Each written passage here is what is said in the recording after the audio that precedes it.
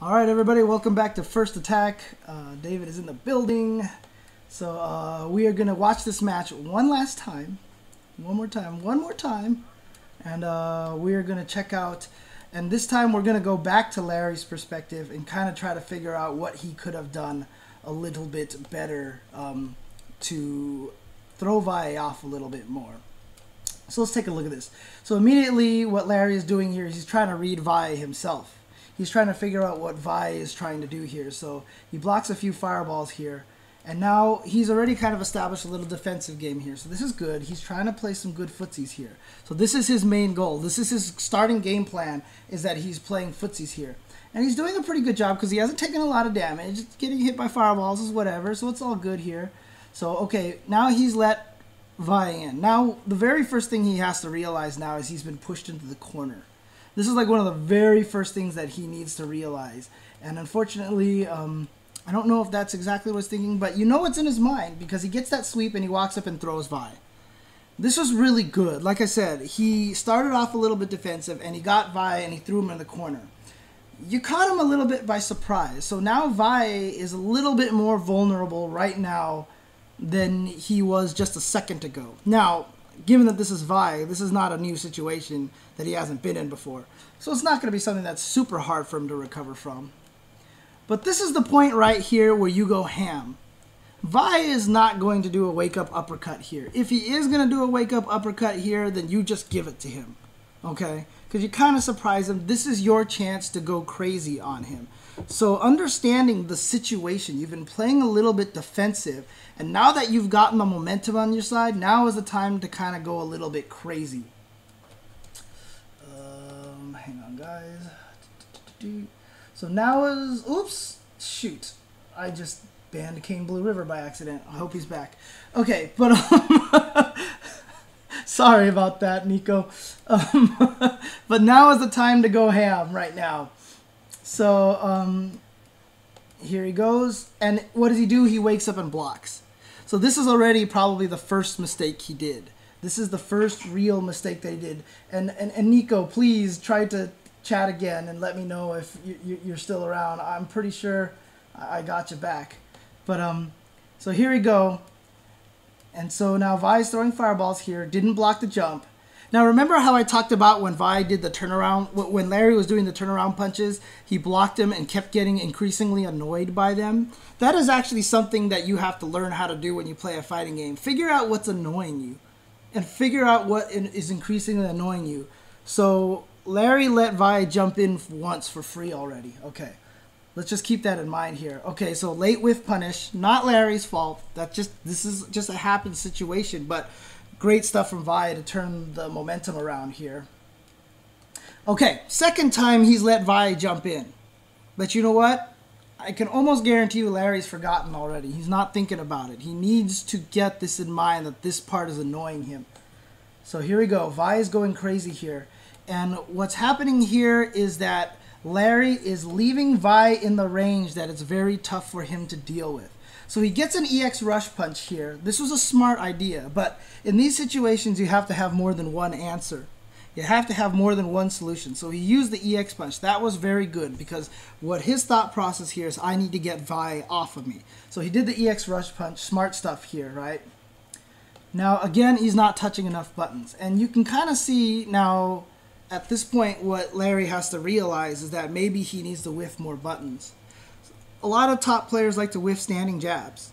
They're subterfuge. You're never planning to hit anyone with it, but as long as it looks like you're doing something, you can keep your opponent a little bit more careful.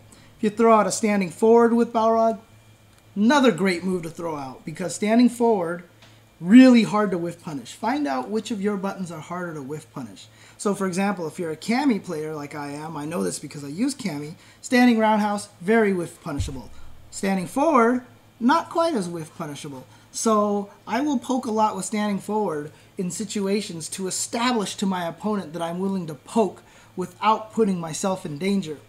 What Larry should be doing here now is throwing out a lot more jabs and standing forwards to give Vi the illusion that he's poking so that Vi can't walk up as far anymore. Now Vi backs off here, tries to get in there. Okay, great whiff punish there. Great whiff punish. So Larry, for all intents and purposes, looking at the energy, Everything is fine. They're not even that far into the corner or everything like that. But then Vi just walks in again. He just walks in again, and he keeps walking in. And there's a third time he's jumped at Larry.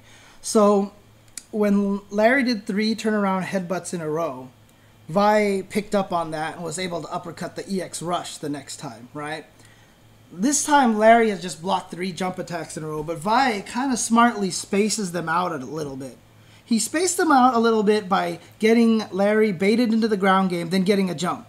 Then baiting him into the ground game, then getting a jump. Then baiting him in the ground game and getting a jump. He's purposely spacing them out enough so that he's not triggering Larry's, oh shoot, I should be blocking, I should be doing something to this. He's purposely spacing them out in that way. And so now he knows that he doesn't have to, he can still go back to this jump if he needs it, right? So that's a really kind of tricky thing that he's doing here. But now he's got him in the corner here, and we saw this. So Larry is just trying his best to defend himself. And honestly, so, you know, a lot of people might ask what he could have done better to get himself out of the corner. You know, the answer sometimes is don't get in there. Like, try not to get put into the corner, because someone like Vi is just so effective when he gets you into the corner. But here Larry with a beautiful EX rush here gets himself out of the corner.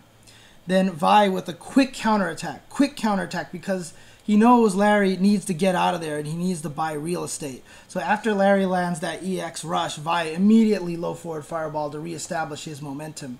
So he gets a little bit closer here, hits him with another low forward fireball, knows he's got Larry into desperation mode, and so he blocks the headbutt, able to beat him that round. All right, so let's go. So let's see. So Larry's asking me some questions. At the jump-ins, would forward dash help? The best thing to do with Balrog is just crouch fierce him out of the air. Jump fierce him. Jump back fierce is a really good option.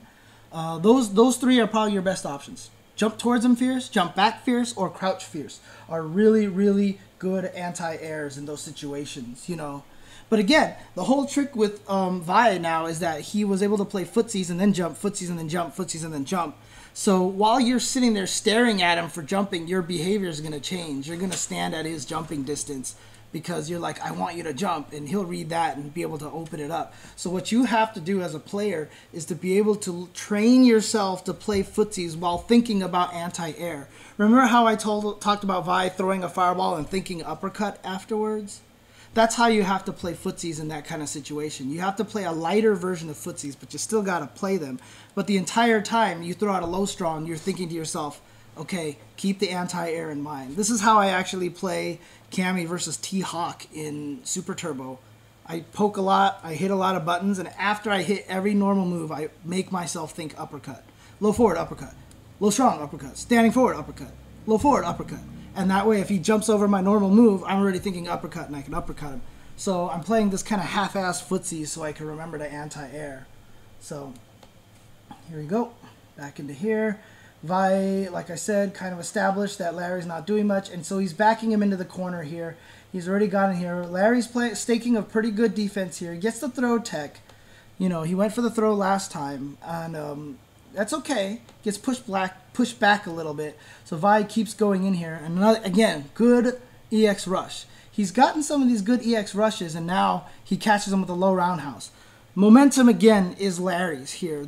He needs to go in now. He needs to go in. But again, he walks up and doesn't do much. Vi hasn't established the wake-up uppercut. Vi gets up in neutral jumps, and he walks up in low jabs instead. You need to get in his face. You need to start pestering him and getting him worried about your offense. At no point in any of these matches is Vi really worried about Larry's offense. He's only thinking about Larry's defense and how to break it. So here he goes. Back in here, throw. So Vi... That's like the first throw, right? The whiff jump throw. He knows that he has the jump opportunity, so he gets in there. He's already established that Larry's reaction is to block him, so he gets the throw. He gets another throw because he knows Larry likes to do EX rushes. And now what he's basically establishing here is he hasn't thrown at all yet. So what he's going to do is he's just going to throw a bunch of times in a row. Good pokes, good pokes. He's establishing that Larry's not doing anything. So he's going to get in and throw. And then he's going to throw. So he's already drained all this life down there, builds a little extra meter to get a super there. Or even if he did or didn't, I'm not even sure. Just whiffs an uppercut there. So Larry's just trying his best to counter poke now, because Vi has got him into counter poke mode by throwing him 4 times, which allows him to land low forward into super. So again, you can kind of see in this situation how Vi is controlling all of this situation. The first round he established so much that in the second round he was able to get the throws to the point where he could get Larry to counter poke with the low jab and counter hit him. So what could Larry have done in this situation to counter all this, to block this? I mean, honestly, it's just be more patient and try not, like, don't react like 99% of the humans do. You know, I mean, that's just really what it comes down to. A person like Vi is really, really strong. And yeah, so Larry says that he mashed throw at that moment. And so that's because Vi established 4 throws in a row, so he's a little worried about it, right? You saw him hit him with the crouch short, and that's why Vi responded quickly with that low forward and EX fireball. But honestly, it's a really rough situation here. Again, it's really hard when you're a player like Larry and you're watching these matches and you're like, what did I do wrong? What did I do wrong? What did I do wrong? And a lot of times you just have to look at what your opponent did and say, what did he do right? What did he do right? What did he do right? And when you understand what he did right, you can kind of see that what you did wasn't necessarily wrong. In fact, what you did was right, and that's why Vi was able to beat you. And I talked about this 2 weeks ago where I said the expert players, let me switch back to the camera view while I'm babbling on and on here. So I talked about this 2 weeks ago when I said that once you become the advanced level, you have trouble beating the experts because you do everything right. You start doing the correct thing in all the situations, and the experts know what the correct situation is, so they know what the counter is. So Vi threw 4 times, walked up to it, got hit by the crouch short because he saw you mashing the counter throw, and then it was like, okay, he's in mash mode now. I'm just going to go for low forward EX fireball. Hits, he gets the ultra, and he gets the combo. So again, it's really kind of an odd situation there. And yeah, I mean, Larry just says here right now is that he doesn't do a lot of setups. He's mostly defense. You really need to build up your offensive strategy, because if you only do one thing, if the opponent learns to counter it, you have nothing left in the tank to counter. You know what I mean? You've got to establish both sides of the game, the offensive side and the defensive side. And then there's also the shenanigan-y side, and then there's also the spastic side, you know, all these little different personalities. The more personalities that you can get into your brain, the harder it is for you to predict. The more you play one particular style, the easier it is to predict. I mean, we've talked about how Vi sometimes will not throw fireballs at all in game 1 and beat someone, and then all of a sudden in game 2 he just goes fireball crazy. And that's because he's just switching it up to make sure that he's harder to read. So let's go back to this match here really quick. Let's just get through this last one real fast here. Again, Vi's established this, getting a lot of good fireball situations here. Now, this is where Larry starts doing some good stuff here. So he said, you know what, these fireballs are annoying me. Remember how I said that he should detect when the jump-ins were annoying him? Vi spaced them out enough that Larry didn't really get a notice of it. But the fireballs came fast enough that at some point Larry said, you know what, I can turn around punch these. So he turnaround punches this, but then he blocks. After the turnaround punch, he blocks. So he countered Vi's momentum, but then gave it right back to him. Now, granted, he is -2 or whatever like that, but you know what? I would just go for a low jab in that situation. Establish your offense. Establish your offense. If you get the turnaround punch and Ryu blocks it and you don't do anything out of it, you're not really benefiting yourself, right? But interestingly enough, the next time he does try to do something, oh no, Vi jabs, so he blocks again. But then Larry here with a counter jab. You know, if you're going to counter jab at that distance, you might as well counter jab into, you know, a jab rush maybe, so in case you hit him. Actually, against Ryu, it's a little more dangerous because if you do that, he might uppercut the blocked rush because his uppercut is... Does Ryu have a 3-frame uppercut? Yeah, he does, right? Yeah, so he should be able to counter that. He will be able to counter that. But in any case, he got the low jab there, but then immediately goes back to defense, right? Every time that Larry has established any sort of, momentum breaker, he immediately goes back to blocking and gives the momentum right back to Vi. So here we go again here. And that time, I think Larry did try something, and Vi didn't move, so he just low-stronged. And now we've established that Vi is just waiting for him to get through another one here. Now, okay, beautiful. Beautiful. Larry changed up his game. It's the first time he's jumped forward in, I think, ever. And that's beautiful. See, this is what I mean. Like, he just changed it. He just did something random here. And that was perfect. And that hit him. Unfortunately, this is just inexperience. This is just inexperience. Not Larry's fault. He did not know the low jab was going to whiff at that range. So he misses the low jab and unfortunately doesn't get anything. Given time, he's going to play this game more. He's going to understand the ranges a little better. He'll get jumping roundhouse into low roundhouse, get the hard knockdown. And then he needs to establish the offense at that point. But unfortunately that whiffs, so that's a very unfortunate situation for him, and back into the situation again, and we already established why Vi could have uppercutted that.